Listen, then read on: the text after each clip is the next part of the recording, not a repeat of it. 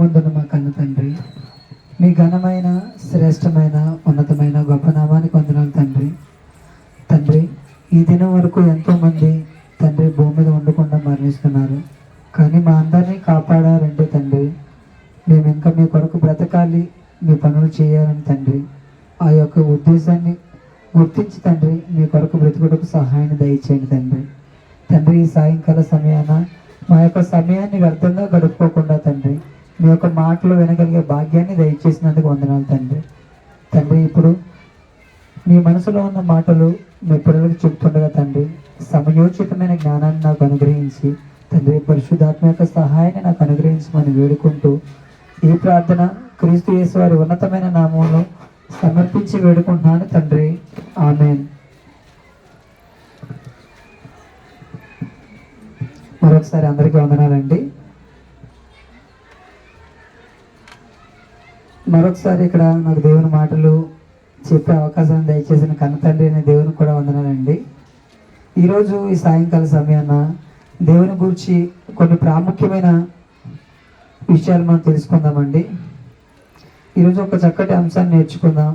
ఏంటి అంశం అని అంటే, క్రైస్తవులుగా మనమంతా కూడా తెలుసుకోవాల్సిన ఒక ప్రాముఖ్యమైన అంశం అండి. ఇది అందరూ కూడా తెలుసుకోవాలి, అందరూ కూడా తెలుసుకొని దాని ప్రకారంగా ఆలోచించి బ్రతకవలసిన సబ్జెక్ట్ అండి. అంత గొప్ప విషయం. అందుకని ప్రారంభం నుంచి చివరి వరకు కూడా ప్రతి ఒక్కరు శ్రద్ధగా వినవలసిందిగా కోరుతున్నానండి. ఆ అంశం పేరేంటి అని అంటే, మందిరానికి చేరుకుంటావా, పాతాళానికి జారుకుంటావా? మందిరానికి చేరుకుంటావా, పాతాళానికి జారుకుంటావా? మందిరానికి చేరుకుంటావా అని మనం ఇందులో ఒక ప్రశ్న ఉందండి. మందిరానికి మనం అంతా కూడా వెళ్తున్నామా అండి, వెళ్ళట్లేదా? మందిరానికి మనం అందరం వెళ్తున్నామా? వెళ్ళని వారు ఎవరైనా ఉన్నారా? అందరూ కూడా వెళ్తున్నారు. అందరూ కూడా సండే అయితే వెళ్తుంటాము, శనివారం వెళ్ళేవారు కొంతమంది ఉంటారు.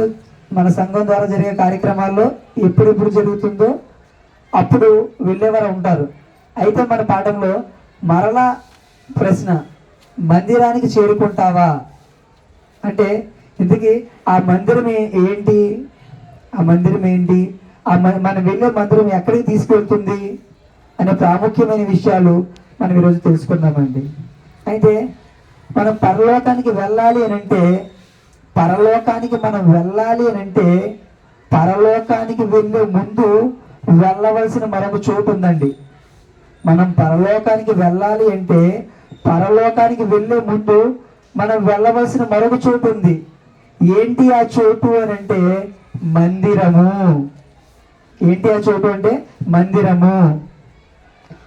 ఇది అర్థం కావడానికి ఒక ఉదాహరణ చెప్తానండి.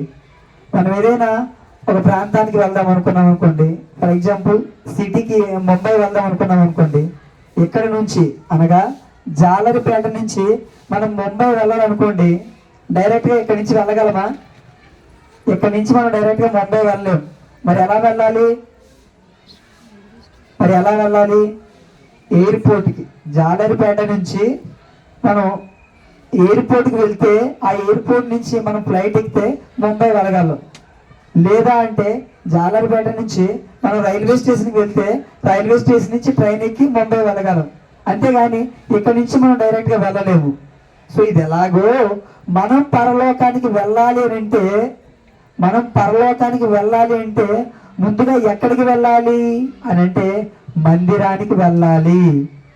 అయితే ఈ మందిరం కోసం దావీదు గారు ఎంత ఆశ కలిగి ఉన్నారో, మందిరం పట్ల ఆయన ఎంత ఆశ కలిగి ఉన్నారో బైబిల్లో ఒక చక్కటి మాటను మనం చూడగలిగితే, కీర్తనల గ్రంథం 84వ అధ్యాయము 2వ వచనం. కీర్తనల గ్రంథము 84వ అధ్యాయము 2వ వచనం. యెహోవా మందిరావరణములను చూడవలెనని నా ప్రాణము ఎంతో ఆశపడుచున్నది, అది సొమ్మసిల్లుచున్నది. జీవము గల దేవుని దర్శించుటకు నా హృదయమును నా శరీరమును ఆనందముతో కేకలు వేయుచున్నవి. చాలండి. ఈ మాటలో చెబుతూ యెహోవా మందిరావరణమును చూడవలనని, దావీదు గారు కాదండి, కోరాహు గారు రాసిన కీర్తన. ఏం రాస్తున్నారు ఈయన అంటే, యెహోవా మందిరావరణమును చూడవలనని అంటే దేవుని యొక్క మందిరానికి వెళ్ళాలని నా ప్రాణం ఎంతో ఆశపడుచున్నది, అది సొమ్మసిల్లుచున్నది. అంటే దేవుని మందిరానికి వెళ్ళిపోవాలి, ఎలా అయినా వెళ్ళిపోవాలి, దేవుని మందిరం దగ్గరికి వెళ్ళిపోవాలి అని ఎంతో ఆశ కలిగి ఉన్నారండి. ఎందుకు భక్తుడైన కోరాగా రాసిన ఈ కీర్తనలో ఎందుకు మందిరం కోసం అంత ఆసక్తి కలిగి ఉన్నారు? ఎందుకు ఇంత ఆసక్తి కలిగి ఉన్నారంటే వాళ్ళకి మందిరం యొక్క విలువ తెలిసిందండి. భక్తులైన వారికి మందిరం యొక్క విలువ తెలిసింది. అందుకనే నేను ఎలా అయినా మందిరానికి వెళ్ళిపోవాలి అని చెప్పేసి వాళ్ళందరూ కూడా కోరుకోవడం జరిగిందండి. మనం కూడా ఎక్కడైనా ఏదైనా మనకు బాగా తెలిసిన వారికి ఏదైనా ప్రమాదం జరిగిందనుకోండి, లేదంటే మనకు బాగా తెలిసిన వారు ఎవరైనా దూరం నుంచి వస్తున్నారు అనుకోండి, మన మనసు ఎలా ఉంటుంది అంటే నేను వెళ్ళాలి, నేను చూడాలి. ఇంకా అర్థం కావాలంటే ఎవరైనా సినిమా యాక్టర్ వస్తున్నారు అనుకోండి, ఎవరైనా సినిమా యాక్టర్ మన కాంప్లెక్స్ దగ్గరికి కానీ లేదంటే ఇంకెక్కడికైనా సినిమాందరు కానీ వస్తున్నారు అనుకోండి, ఏమనుకుంటారు అంటే నేను వెళ్ళాలి, ఒకసారి చూడాలి, ఎలా ఉంటారో చూద్దాం అని చెప్పేసి వీళ్ళకి ఆశ ఎక్కువైపోతూ ఉంటుందండి. అదేవిధంగా ఇక్కడ భక్తులైతే ఏం కోరుకుంటున్నారంటే ఇదో దేవుని మందిరావరణాన్ని చూడాలి అని అనుకుంటున్నారు. ఎందుకు అనుకుంటున్నారంటే మందిరం యొక్క విలువ తెలిసిందండి. మనం కూడా ఈరోజు ఈ అంశంలో చివరికి వెళ్ళేసరికి మందిరం ఎంత గొప్పదో మనకు కూడా అర్థమవుతుందండి. అయితే ఆ కాలంలో, పాత నిబంధన కాలంలో మందిరం అంటే ఎక్కడ ఉంది అని అంటే యెరూషలేములో ఉందండి. అయితే ఆ మందిరానికి వెళ్ళాలని చెప్పేసి అనుకోవడం జరిగింది. అయితే ఇప్పుడు కూడా మన కళ్ళ ముందు ఎన్నో మందిరాలు ఉన్నాయి. మనం ఉండే ప్రాంతంలో ఈ జాలరిపేటలో ఎన్నో మందిరాలు ఉన్నాయి. అదేవిధంగా మనం విశాఖపట్నంలో చాలా మందిరాలు ఉన్నాయి. మరి ఇంతకీ ఏ మందిరానికి చేరుకోవాలి? ఎన్నో మందిరాలు ఉన్నాయి కదా, ఏ మందిరానికి చేరుకోవాలి? ఆ మందిరం అంటే ఏంటో ఇంకా మనం ముందుకు చూద్దామండి. అయితే పాత నిబంధన కాలంలో మందిరం అంటే మనుషులు కట్టిన కట్టడమే మందిరము. అక్కడికి వెళ్ళాలని భక్తులు ఆశపడ్డారు. మరి ఇప్పుడు అంటే క్రొత్త నిబంధన కాలానికి వచ్చేసరికి మందిరం అంటే ఏంటి అని అంటే చూద్దాం. అపోస్తలుడైన పౌలు గారు కొరింథీయులకు రాసిన రెండవ పత్రిక,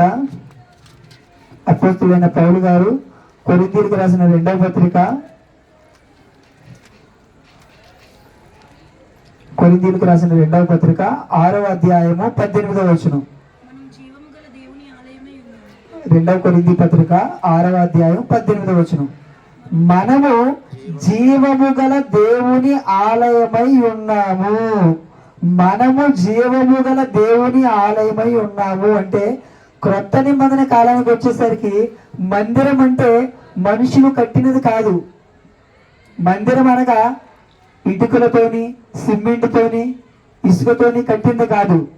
క్రొత్త నిబంధన కాలానికి వచ్చేసరికి ఎప్పటికీ ఏంటి అని అంటే మనమే దేవుని ఆలయము, అంటే మనమే దేవుని మందిరము అని చెప్పేసి చెప్పడం జరుగుతుందండి. అంటే మందిరం అని అంటే మనమే, ఎవరైతే దేవుని తెలుసుకుంటారో వారే దేవుని యొక్క మందిరం అని చెప్పేసి అర్థమవుతుందండి. అయితే మనం ప్రారంభంలో చెప్పుకున్నట్లుగా మనం పరలోకానికి వెళ్ళాలి అంటే మొదట ఎక్కడికి చేరుకోవాలి అని అంటే మందిరానికి చేరుకోవాలి. అయితే ఈ మందిరంలో ఏముంది? మనం పరలోకానికి వెళ్ళాలంటే మందిరానికి చేరుకోవాలి. అయితే ఈ మందిరంలో ఏముంది అని అంటే ఒక మంచి సందర్భాన్ని మనం చూడగలిగితే ఆది కాండము 28వ అధ్యాయము 12-13 వచనాలు చదివి తర్వాత 18వ వచనం చదవండి. ఆది కాండము 28వ అధ్యాయము 12-13 వచనాలు చదువుకొని తర్వాత 18వ వచనం చూద్దామండి. అప్పుడు అతడు ఒక కల కనెను, అందులో ఒక నిచ్చెన భూమి మీద నిలుపబడి ఉండెను, దాని కొన ఆకాశమునంటెను, దాని మీద దేవుని దూతలు ఎక్కుచూ దిగుచుండిరి.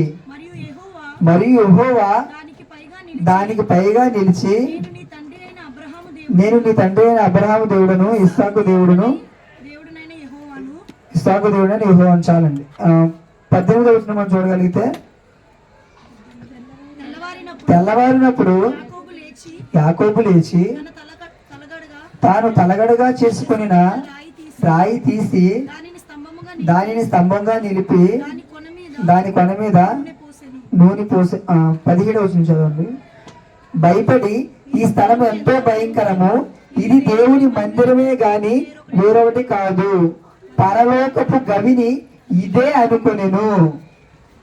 ఈ సందర్భాన్ని మనం చూడగలిగితే ఏంటి ఈ సందర్భం అని అంటే, యాకోబు గారు తన మామ అయిన లాబాను గారి దగ్గర నుంచి బయలుదేరతాడండి. బయలుదేరిన తర్వాత ఆయన పడుకున్నప్పుడు ఒక కల కన్నారట. 12వ వచనం. కల కన్న తర్వాత అందులో ఏముందట, అందులో ఒక నిచ్చెన భూమి మీద నిలుపబడి ఉండెను. అంటే ఒక నిచ్చెన అనేది భూమి మీద వేయబడి ఉందట. వేయబడి ఉంటే దాని కొన అంటే దాని చివరి భాగము ఆకాశము నుంటుచుండెను. భూమి మీద ఆయన ఒక కల కంటున్నారు. ఆ కలలో ఒక నిచ్చెన వేయబడింది. భూమి మీద నుంచి ఒక నిచ్చెన వేయబడింది. ఆ నిచ్చెన యొక్క చివరి భాగము ఆకాశాన్ని అంటుకుందట. ఆకాశాన్ని అంటుకుంది. దాని మీద ఏం జరుగుతుందట, దాని మీద దేవుని దూతలు ఎక్కుచూ దిగుచుండిరి. అంటే ఆ నిచ్చెన మీద దేవదూతలు ఎక్కుతూ దిగుతున్నారట. అయితే దిగిన తర్వాత ఏం జరుగుతుందంటే, మరియు యెహోవా దానికి పైగా నిలిచి, దాని పైన ఎవరున్నారట, యెహోవా ఉన్నారు. అయితే దీన్ని ఏమనుకున్నారు యాకోబు గారు అంటే, భయపడి ఈ స్థలము 17వ వచనం, భయపడి ఈ స్థలము ఎంతో భయంకరము, ఇది దేవుని మందిరమే గాని వేరొకటి కాదు, పరలోకపు గవిని ఇదే అనుకొనెను.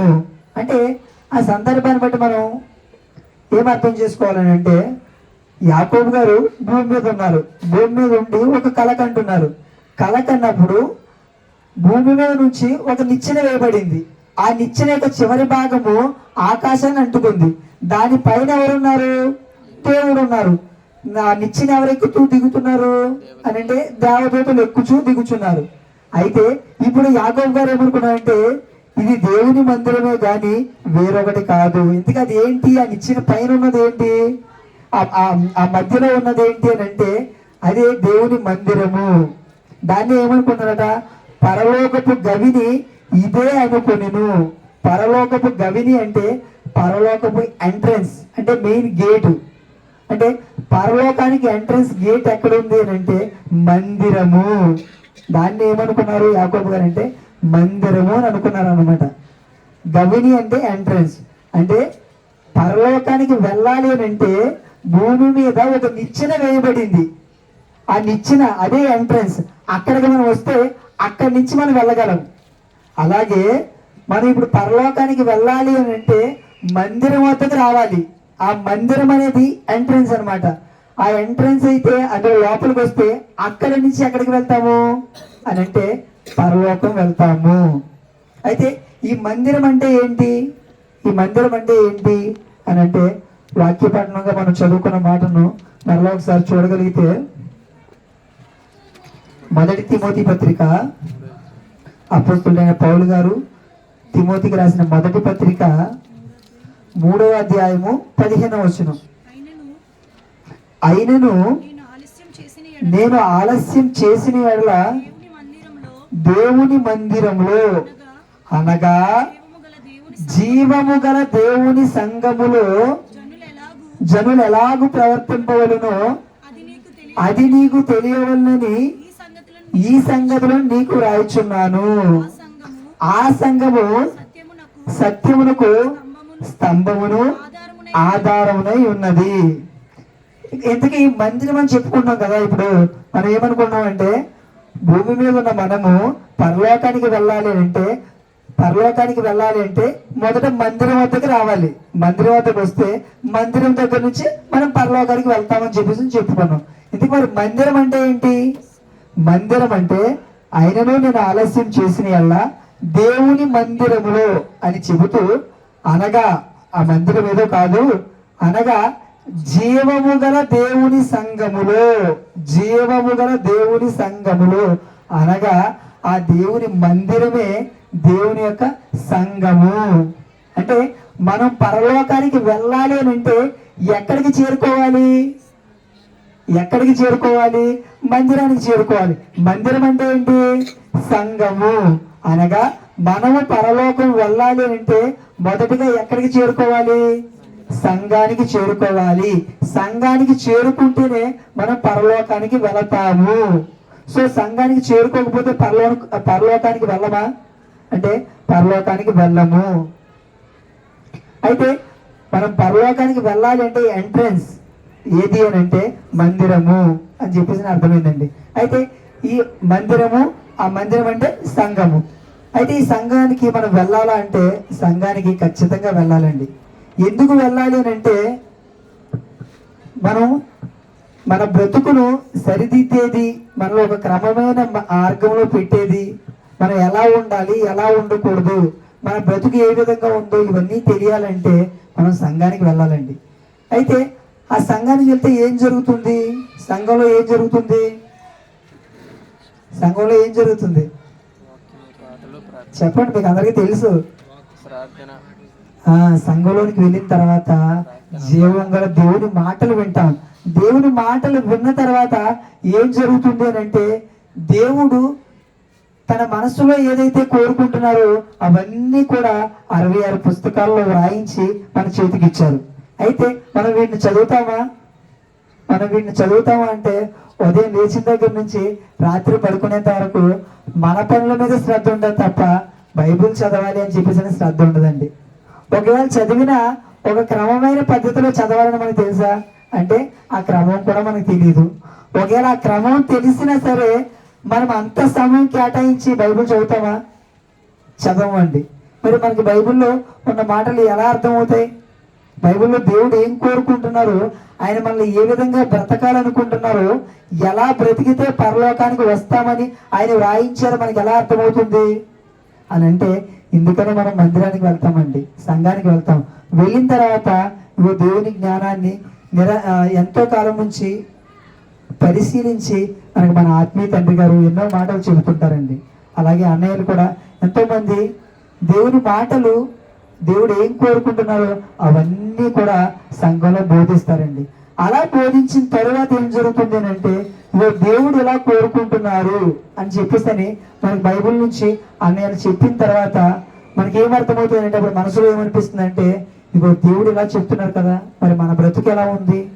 దేవుడు కోరుకుంటున్నట్లుగా మనం బ్రతుకుతున్నామా లేదా మన ఇష్టానుసారంగా మనం బ్రతుకుతున్నామా? దేవుడు అబద్ధం మాట్లాడవద్దని చెప్పేసి చెప్పారు, మరి మనం మాట్లాడుతున్నామా? మాట్లాడితే మనం తప్పు చేస్తున్నాము, మనం సరిదిద్దుకోవాలి, లేదంటే పరలోకానికి వెళ్ళము అన్న విషయము మనకి ఎక్కడ అర్థమవుతుంది అని అంటే సంఘానికి వెళ్ళిన తరువాత మనకు అక్కడ అర్థమవుతుంది. అంతేగాని ఇంటి దగ్గర ఉంటే మనం బైబిల్ తీయము, బైబిల్ చదవము, అంత ఆసక్తి చూపించము. ఎందుకు సంఘానికి వెళ్ళాలి? ఎందుకు సంఘం అనేది నిచ్చెనగా ఉంది పరలోకానికి అని అంటే ఇగో సంఘం అంటే చాలా ప్రాముఖ్యమైంది. నిజంగా అండి, సంఘానికి వెళ్తే అన్ని విషయాలు తెలుసుకుంటామంటే అండి చాలా విషయాలు తెలుసుకుంటామండి.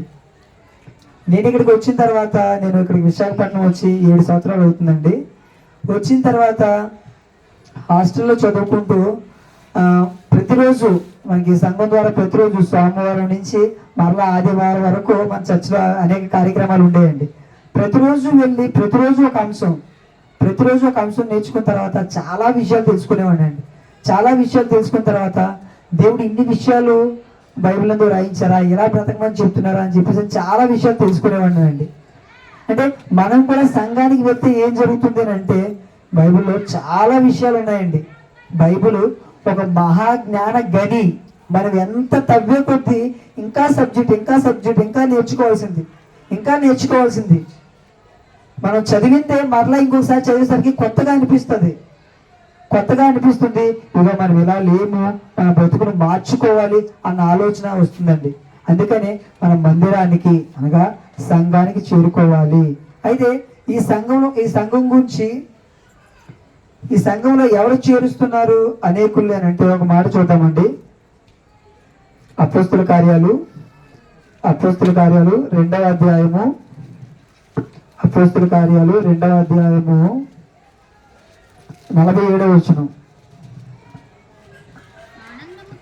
ఆనందముతోను నిష్కపటమైన హృదయముతోను ఆహారం పుచ్చుకొని చుండిరి, మరియు ప్రభువు రక్షణ పొందుచున్న వారిని అనుదినము వారితో చేర్చుచుండును. ఇలా ఎవరైతే దేవుని మాటలు వింటూ దేవుని తెలుసుకుంటారో వారందరినీ కూడా ప్రభువు చేరుస్తున్నారు, సంఘంతో చేరుస్తున్నారు. ఇలా సంఘంగా చేరుతున్న వారంతా కూడా మనమంతా ఎలా ఉండాలి, ఇలా సంఘంగా కూడుకుని మనమంతా ఎలా ఉండాలి అని అంటే, ఇప్పుడు మనం పరలోకానికి వెళ్ళాలి అంటే సంఘం వద్దకు రావాలి. వస్తే ఏం జరుగుతుంది, రావడం వల్ల మనకు ఉపయోగం ఏంటో తెలుసుకున్నాం. అయితే ఇలా వచ్చిన మనం ఎలా ఉండాలి, ఇలా మనమే కదండి, మనతో పాటు అనేక మంది అలా కాలం గడిచే కొద్దీ అనేక మంది దేవుని వద్దకు వస్తుంటారు. అలా వచ్చే వారితో మనం ఎలా ఉండాలి, సంఘంలోనికి వచ్చిన మనం ఎలా ఉండాలి అని అంటే హెబ్రీ పత్రిక 4వ అధ్యాయము 2వ వచనం. హెబ్రీ పత్రిక 4వ అధ్యాయము 2వ వచనం. వారికి ప్రకటింపబడినట్లు మనకును సువార్త ప్రకటింపబడిన గాని వారు వినిన వారితో విశ్వాసం గలవారే కలిసి ఉండలేదు. కనుక విన్న వాక్యము వారికి నిష్ప్రయోజనమైన దాయను. ఇప్పుడు సంఘంలోనికి వచ్చాము, వచ్చిన తర్వాత మనం ఎలా ఉండాలి, సంఘంలోనికి మనం వచ్చాము, వచ్చిన మనం ఎలా ఉండాలి అని అంటే వారికి ప్రకటింపబడినట్లు మనకును సువార్త ప్రకటింపబడును. అంటే మనం కూడా దేవుని మాటలు విన్నాం, దేవుడు ఎంత గొప్పవారో మనం తెలుసుకున్నాం, మన బ్రతుకు పరమార్థాన్ని గ్రహించిన తర్వాత సంఘానికి వచ్చాం. వచ్చిన తర్వాత ఏం చేయాలట, వారికి ప్రకటింపబడినట్లు మనకును సువార్త ప్రకటింపబడిన కానీ వారు వినిన వారితో విశ్వాసం గలవారే కలిసి ఉండలేదు. గనుక విన్న వాక్యం వారికి నిష్ప్రయోజనమైన దాయను. అంటే మనం వాక్యం విన్న తర్వాత ఏం చేయాలి అంటే సంఘంతో కలిసి ఉండాలి. సంఘం అంటే సంఘము దేవుని ఆలయం అంటే ఎవరని చెప్పుకున్నాం, సంఘము దేవుని ఆలయం అంటే ఎవరు, మనమే. కొత్త నిబంధన కాలానికి వచ్చేసరికి ఇప్పుడు మనమే దేవుని ఆలయం, మనమే దేవుని ఆలయము, మనమే దేవుని సంఘం, దేవుని సంఘంగా ఉన్నాం. మనము ఎలా ఉండాలట, విన్నవారితో కలిసి ఉండాలి. ఒకవేళ కలిసి ఉండకపోతే ఏం జరుగుతుందట, విన్న వాక్యము నిష్ప్రయోజనం. అంటే సంఘం వద్దకు వచ్చిన మనము ఏం చేయాలంటే, సంఘంలో ఉన్నవారందరూ ఎవరండి, అందరూ మనవారేనా, ఎవరైనా బయట వాళ్ళ? మనం ఎలా అయితే దేవుని మాటలు విని సంఘంలోనికి వచ్చామో ప్రభు చేర్చారో వాళ్ళు కూడా ప్రభుయే చేర్చారండి. వాళ్ళు ఎవరో కాదు, బయట వారు ఎవరో కాదు, వాళ్ళంతా కూడా మన సోదరులే, మన అక్క, మన చెల్లి, మన అన్నయ్య, మన తమ్ముడు, మన తండ్రి, మన తల్లి, అంతా కూడా ఒకే ఫ్యామిలీ, మనమంతా ఒకే కుటుంబం. ఇందులో బయట వాళ్ళు ఎవరు కూడా లేరండి. అయితే ఇలా సంఘంలోనికి వచ్చిన తర్వాత కూడా ఏం జరుగుతుందట, విన్నవారితో కలిసి ఉండట్లేదట. అంటే ఈరోజు సంఘంలో కూడా ఎలా ఉంటున్నారు అని అంటే ఒకరంటే ఒకరికి పడదండి, ఒకరంటే ఒకరికి పడదు, ఒకరంటే ఒకరికి నచ్చదు. ఒక చోట వాక్యం వినబడుతుంటే అక్కడ కొంతమంది రారు. దేని బట్టి రారు అని అంటే వాళ్ళకి వాక్యం కంటే ఎవరు ముఖ్యమని అంటే ఇవ మనుషులు, పగలు, ప్రతీకారాలు, వాళ్ళు ఉన్నారు కాబట్టి మేము రాము, మేము వెళ్ళము అని చెప్పేసి ఇలా ఉంటున్నారండి. ఇలా ఉంటే ఏం ప్రయోజనం అండి, సంగమంగా మనమంతా దేవుని పిల్లలు, లోకంలో ఉన్న అందరూ కూడా దేవుని పిల్లలే, కానీ వాళ్ళు తెలుసుకోలేదు. కానీ మనం తెలుసుకొని దేవుని దగ్గరికి వచ్చిన తర్వాత కూడా మళ్ళీ ఇందులో విభేదాలు. ఆ వ్యక్తి ఉంటే నేను రాను, వారు వస్తారు కాబట్టి నేను రాను, అక్కడికి నేను రాను, దేవుని మాటలు వినని. ఇలా సంఘంలో కూడా ఎలా ఉన్నారంటే అండి అందరితో కలిసి ఉండడం లేదు. నిజంగా మనం సంఘంలోనికి వచ్చిన తర్వాత మనం కలిసి ఉండకపోతే మనం ఎంతో వాక్యం విన్నా వేస్ట్. అక్కడే కదా మనం చదువుకున్న మాట చెప్తున్నాను, ఏంటది, వారికి ప్రకటింపబడినట్లు మనకును సువార్త ప్రకటింపబడిన కానీ వారు వినిన వారితో విశ్వాసం గలవారే కలిసి ఉండలేదు.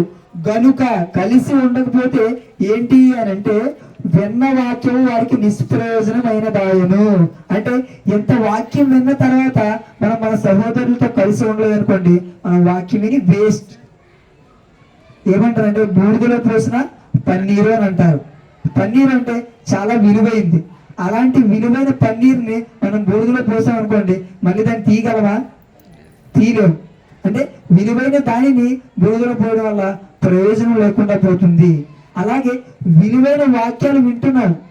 మనం శుక్రవారం వింటాం పురుషుల కూడుకని, శనివారం వింటాము, ఆదివారం వింటాము, సోమవారం ఇక్కడ క్లాస్ జరుగుతుంది, ఇక్కడ కూడా వింటాం. ఇన్ని మాటలు విన్న తర్వాత కూడా సంఘంలో ఉన్న వారితో కలిసి ఉండకుండా ఉంటున్నామంటే మనం ఏంటంటే వేస్ట్ అని చెప్పేసి అని చెప్తున్నారండి. కానీ మనం ఎలా ఉండకూడదండి. మనం పరలోకానికి వెళ్ళాలి అని అంటే సంఘము అంటే మన కుటుంబము అని చెప్పేసి తెలుసుకున్న మనము సంఘంతో కలిసిమెలిసి ఉండాలి, అందరితో కలిసిమెలిసి ఉండాలి. ఒకవేళ ఎవరైనా ఏదైనా తప్పు చేశారనుకోండి క్షమించాలి. మనం నేర్చుకున్నది అదే కదా. మన ప్రభువైన యేసుక్రీస్తు ఏం చెప్పారు? తను భయంకరంగా శిలువ శిక్ష వేసినప్పటికీ కూడా వాళ్ళు ఒక మాట కూడా అనలేదంటే ఏం నేర్పించారండి యేసుక్రీస్తు మనకి? ఎందుకు యేసుక్రీస్తు ఇంత గొప్పవారు అని అంటే ఆయన ఎంతో దారుణంగా ముళ్ళ కిరీటం పెట్టి, కొరడాలతో కొట్టి, ముఖం మీద ఉమ్మి వేసి, తల మీద ముళ్ళ కిరీటం పెట్టి, తర్వాత ఆయన కోసం దూషణ మాటలు మాట్లాడి ఇన్ని చేసినప్పటికీ కూడా ఆయన ఒక్క మాట అనలేదండి. ఒక్క మాట అనలేదు. నేను ఏం తప్పు చేశాను, నన్ను ఎందుకు మీరు ఇలా చేస్తున్నారో ఒక్క మాట అనకుండా ఏమన్నారు తెలుసా? మనకు తెలిసిన మాటే, తండ్రి మీరు ఏం చేస్తున్నారు? అంత భయంకరంగా శిక్షిస్తున్నప్పటికీ కూడా తండ్రి మీరు ఏం చేస్తున్నారు తెలియదు తండ్రి, క్షమించు తండ్రి అన్నారు.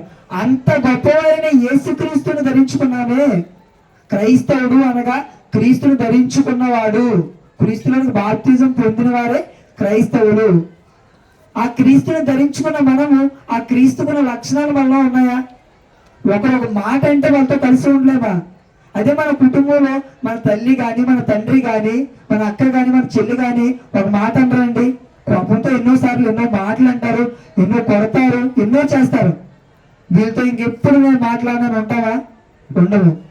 రోజు గడిచిపోగానే మళ్ళీ మా కుటుంబమే కదా, మా అన్నయ్య కదా, మా తమ్ముడే కదా, నన్ను ఎవరైనా అంటే నా కుటుంబమే కదా అంటారు. బయట వాళ్ళు ఎందుకు అంటారు? నా వాళ్ళే కదా అని చెప్పేసి ఆలోచించే మనము సంఘం అంటే మన కుటుంబం తెలుసుకున్న తర్వాత మరి ఎందుకు ఇక్కడ ఆలోచించలేకపోతున్నాం? ఇక్కడ కూడా ఆలోచించాలి. ఒకవేళ ఎవరైనా ఏదైనా మన పట్ల తప్పు చేసినా మనం ఏం చేయాలంటే మంచి మనసుతో స్వీకరించాలి. వాళ్ళెవరు? నా అన్నయ్య. వాళ్ళెవరు? వయసుని బట్టి వాళ్ళెవరు? నా అన్నయ్య. వాళ్ళెవరు? మా అక్క. వాళ్ళెవరు? మా నాన్న. వాళ్ళెవరు? మా అమ్మ. వాళ్ళెవరు? నా తమ్ముడు అని చెప్పేసి ప్రతి ఒక్కరిని కూడా మనం ఏం చేయాలి అంటే ప్రేమగా వాళ్ళు తప్పు చేసినా మనం స్వీకరించాలి. కానీ ఇలా స్వీకరించకపోతే ఇలాంటి స్వీకరించలేని మనసు కలిగిన మనము పరలోకానికి వెళ్తామా? పరలోకానికి వెళ్ళము. పరలోకానికి వెళ్ళాలి అని అంటే సంఘం వద్దకు రావాలి. అది ఫస్ట్ మెట్టు అయితే, అది మొదటి మెట్టు అయితే, అది వచ్చిన తర్వాత మనం ఎలా ఉండాలి అంటే సంఘంలో ఉన్న వారందరితో కూడా కలిసిమెలిసి ఉండాలి. మరొక మంచి మాట మనం చూద్దామండి. సామెతల గ్రంథం 18వ అధ్యాయము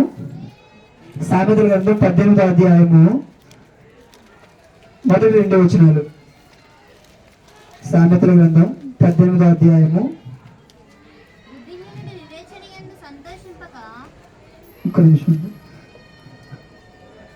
సామెతల గ్రంథం 18వ అధ్యాయం మొదటి వచనం. వేరుండ గోరువాడు స్వేచ్ఛానుసారముగా నడుచువాడు, అట్టువాడు లెస్సైన జ్ఞానమునకు విరోధి. చాలు. ఇక్కడ చూడండి, నేను ఎవరితో కలిసి ఉండను, వాళ్ళంటే నాకు పడదు, వాళ్ళు వస్తే నేను రాను, అక్కడ క్లాస్ అయితే నేను రాను అని చెప్పేసి ఎవరికైనా ఎలాంటి మనస్సు ఉంటే వాళ్ళకి దేవుడు చెప్పే మాట, నేను చెప్పే మాట కదండి, మిమ్మల్ని ఉద్దేశించి నేను చెప్పే మాట కాదు.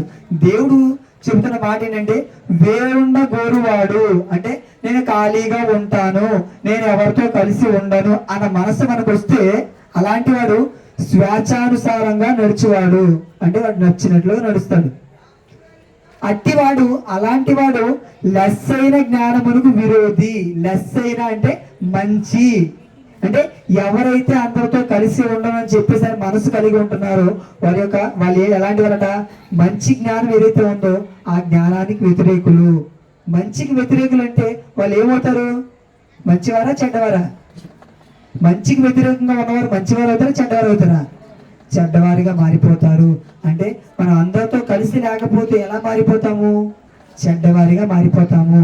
అదేవిధంగా మనం కలిసి ఉండాలి అన్న మనసు లేకుండా విడిపోవాలి, కలిసి ఉండమని ఈ మనసు ఎవరిదేంటేనండి? నిజంగా దేవుడిది కాదండి, దేవుడిది కాదు, యేసుక్రీస్తు కాదు. మరి ఈ మనసు ఎవరిది అంటే అపవాదిది.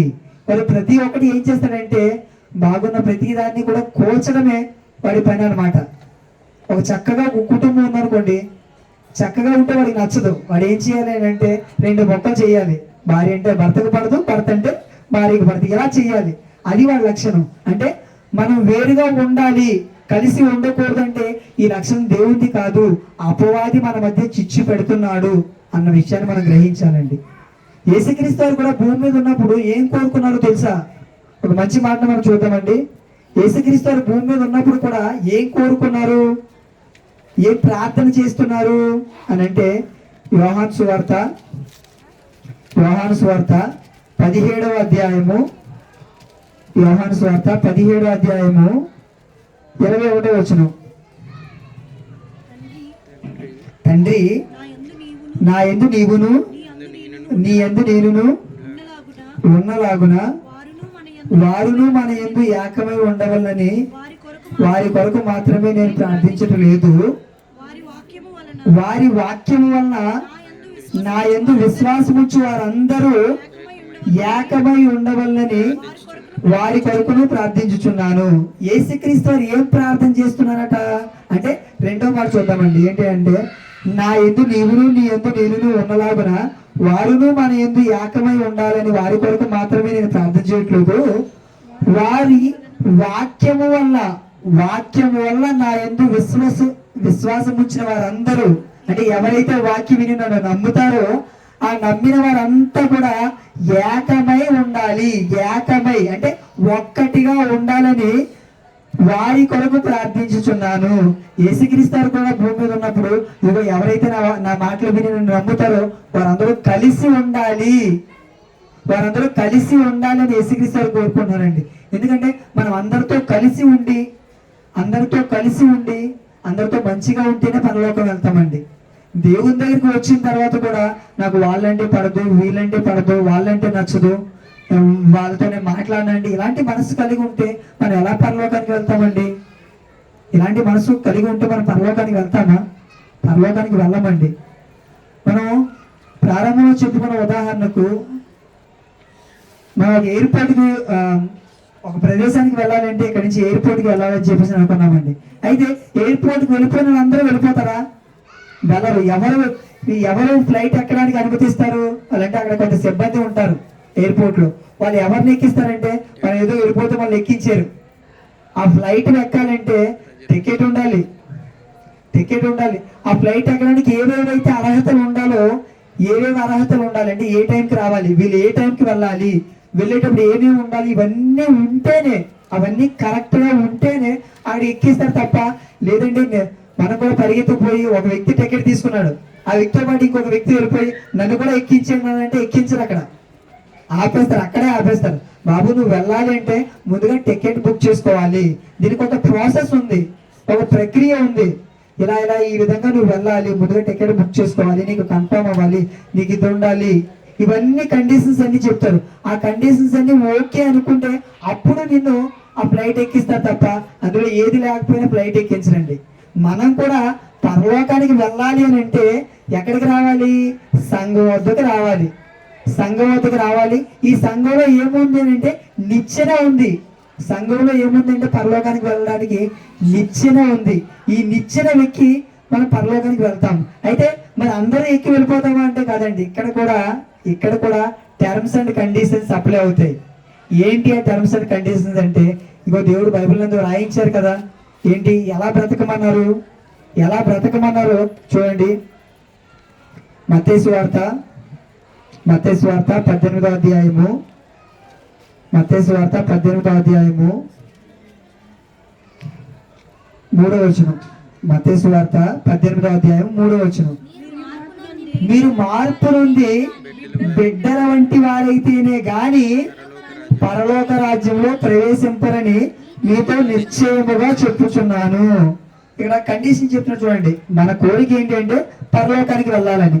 పరలోకానికి వెళ్ళాలంటే సంఘం వద్దకు రావాలి, మందిరానికి చేరుకోవాలి. సో ఇప్పుడు చేరుకునే మనకు ఒక కండిషన్ ఉండాలి. ఏంటంటే మీరు మార్పు నుండి బిడ్డల వంటి వారైతేనే గాని పరలోక రాజ్యంలో ప్రవేశింపరు. అంటే మనం పరలోకానికి వెళ్ళాలి అంటే మార్పు నుండి బిడ్డల వంటి వారై ఉండాలి. అంటే చిన్నపిల్లలు చూడండి ఎలా ఉంటారు అని అంటే మంచి మనసు కలిగి ఉంటారండి. వాళ్ళు నవ్వు స్వచ్ఛమైంది. వాళ్ళు ఏడ్చిన స్వచ్ఛంగా ఏడుస్తారు తప్ప లోపల ఏడుపు రాకపోయినా బయటికి ఏడ్చే అలాంటి మనసు ఉండదండి చిన్నపిల్లలకి. కానీ మనం ఎలా ఉంటాము అని అంటే బయటికి నవ్వుతూ ఉంటాం, లోపల తిట్టుకుంటూ ఉంటాం, బయటికి ఏడుస్తూ ఉంటాం, అక్కడ ఏడకపోతే బాగోదని ఏడుస్తూ ఉంటాం. కానీ లోపల మనకి మనసులో ఏడాలని ఉండదు. ఇది మన మనసు. కానీ చిన్నపిల్లల మనసు ఎలా ఉంటుందంటే అండి స్వచ్ఛమైన మనసు ఉంటుందండి. కుళ్ళు, కుతంత్రం, కల్మషం ఇలాంటివి ఏమీ లేకుండా స్వచ్ఛమైన మనసు ఉంటుందండి. అయితే ఈ చిన్నపిల్లల విషయంలో ఎవరైనా చనిపోయినా మనం బాధపడాల్సిన అవసరం ఏమీ లేదండి. ఎవరైనా చిన్నపిల్లలు చనిపోతే మనం బాధపడాల్సిన అవసరం లేదు. ఎందుకంటే పరలోకం ఇలాంటి చిన్నపిల్లలు లాంటి మనసు ఎవరైతే కలిగి ఉంటారో వారే వెళ్తారటండి. కాబట్టి చిన్నపిల్లలు చనిపోయిన దాంట్లో మనం ఎవరు కూడా బాధపడాల్సిన అవసరం లేదు. ఏ విషయంలో బాధపడాలంటే మన విషయంలోనే బాధపడాలి. ఎందుకంటే మనం పెద్దవారం అంటే చిన్నపిల్లల లాంటి మనసు ఉంటుందా? ఉండదు. మనం ఎన్నో ఆలోచన విషయంలో తప్పిపోతుంటాము, మాటల్లో తప్పిపోతుంటాము, చూపుల్లో తప్పిపోతుంటాము, క్రియల్లో తప్పిపోతూ ఉంటాము. మన కళ్ళ ముందు సహోదరులతో కలిసి ఉండలేము. ఇన్ని లక్షణాలు ఉన్నాయి కాబట్టి వాళ్ళ కోసం మనం బాధపడాల్సిన అవసరం లేదు. మన కొరకే మనం ఆలోచించుకోవాలి. నేను పరలోకానికి వెళ్తానా? వెళ్ళాలి అంటే ఎలాంటి మనసు కలిగి ఉండాలని చెప్పారు? చిన్నపిల్లల లాంటి మనసు కలిగి ఉండాలి. అలాంటి మనసు మనం కలిగి ఉంటేనే పరలోకానికి వెళతాము. మందిరానికి చేరుకుంటావా, పాతాళానికి జారుకుంటావా అంటే మందిరానికి చేరుకోవాలి అని అంటే సంఘం వద్దకు రావాలి. వచ్చిన తర్వాత ఏం చేయాలి అని అంటే సంఘంలో ఉన్న వారందరితో కూడా కలిసిమెలిసి ఉండాలి. అలా కలిసిమెలిసి ఉన్న మనము చిన్నపిల్లల లాంటి మనస్సు, మార్పు నుండి బిడ్డల వంటి వారైతే అంటే చిన్నపిల్లలు అయిపోవాలని కాదు, వాళ్ళకి ఎలాంటి మనస్సు ఉంటుందో అలాంటి స్వచ్ఛమైన మనస్సు కలిగి ఉండాలి. ఇన్ని మాటలు విన్న తర్వాత కూడా మనం అలా ఉండకపోతే ఏం జరుగుతుందో ఒక మాటను చూసుకొని ముగించుకుందామండి.